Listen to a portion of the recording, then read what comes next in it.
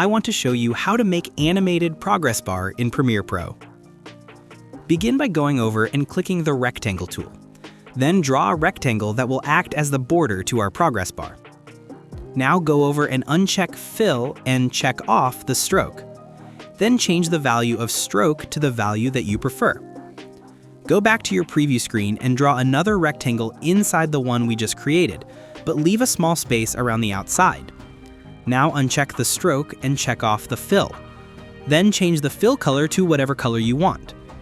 Decide how long you want the animation to last, then extend both graphic layers we created to that spot on the timeline. Go over to Effects and type in Crop, and add it to the top graphic layer.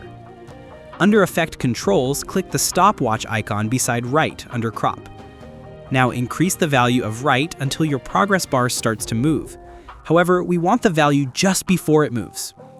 Now move your timeline slider to the end of the graphic layer and then increase the value of right until the bar just disappears on the preview screen. Everything is ready. Let's see the result. Let's solve together. Put your like and subscribe.